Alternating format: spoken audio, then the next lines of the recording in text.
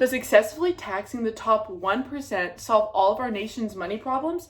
This idea has been popularized for years in society and has resulted in a limited scope of the detriments of limiting the most wealthy business owners' positive impact of society when they manage their own money and investments.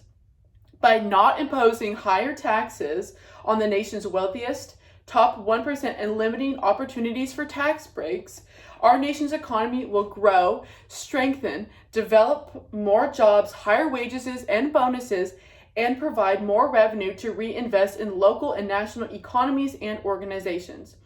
We as taxpayers and members of the society need to know the sad truth about overtaxation and the problems that will happen as a result. Overall, the U.S. government should not impose higher taxes on the rich and large corporations by creating stricter laws and regulations and limiting tax loopholes, because it would be a huge detriment to our society. Economic strength and company growth is impactful, but if these businesses are taxed too heavily, we risk them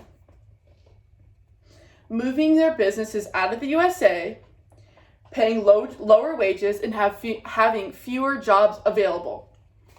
This graph, or this picture right here on the screen, shows that when the rich people are taxed less, our economy actually booms or grows. Pete Sepp gave a great quote. Pete Sepp is very high up in AT&T, and he says, "The Tax Cuts and Job Act brought relief to 90% of wage earners, millions of small businesses, and customers of more than 100 utilities," just to give a few examples. The economy grew faster in the last quarter than it has in years. People don't realize the true impact richer individuals, top 1%, have in the economy. They contribute back and they help it grow. Additionally, Sarah Glazer from Wealth and Inequality makes another great point. She says, "Yet conservatives warn that raising taxes on the rich will hurt the entire economy because the wealthy will have less money to invest in job-producing activities that benefit the rest of the population. There is large literature that high tax rates clearly hurt growth." So this also proves the point that high taxes hurt the growth in our economy that we take such pride in. Why would we want to change that? In addition, people think, if the rich are taxed more, the government will manage the funds better than the rich do. But how can we know that the rich aren't going to mismanage their funds? Well, Sarah Glazer makes a great point about this. She says that President Obama is proposing, or she quotes, President Obama is proposing steps to help struggling Americans climb the income ladder, including raising the minimum wage and ending tax loopholes for the richest Americans. But conservative economists say such measures would punish entrepreneurship and stifle economic growth.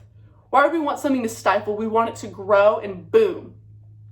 And also, we can't prove that the government's not going to mismanage their funds. When Obama was president and he wanted to help the struggling Americans, our nation was put into more debt. Yeah, more debt, no, not growth. This brings me in. So as stated before, the rich provide more jobs, which we need in a booming economy. Well, we can't have more jobs, though, if the rich and the top 1% and these corporations are moving out of the country because the taxes are too great, too large, unjust. So, if we don't overtax them and we allow them to have tax breaks, they'll stay right here in America, which will be beneficial because they'll have more money to reinvest in the economy, also giving jobs and providing higher wages. If they're forced to tax, then their wages will be less because they will have less money to put back into the economy, which is very detrimental to our society. This brings up what other people say, that the richer individuals just hoard their money and they don't give back. Well, I'm here to tell you that claim is false. They have a direct impact on the community in a positive way. Sarah Glazer, in the same article, Wealth and Inequality, states scarce resources that trickle-down tax cutters are obsessed with allocating its private investment capital.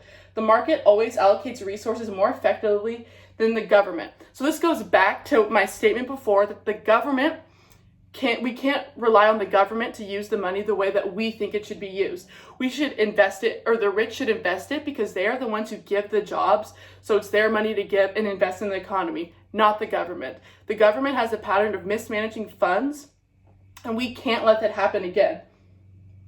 So that goes back onto raising the quote I used before about the conservatives, warn that raising the taxes on the rich will hurt the entire economy, and that is true. Additionally, the rich do give back in ways like scholarships or like donations to big corporations. Especially in the coronavirus right now, companies are giving donations, donating things, helping people out. We need to encourage that, not think of that as a detriment to our society. So, in conclusion, I assert that the U.S. government should not impose higher taxes on the rich, top 1%, and large corporations by creating stricter laws and regulations regarding tax loopholes and tax breaks, because it will limit economic growth, encourage corporations to leave the USA, and limit financial investments into local communities and organizations. Thank you. Any questions?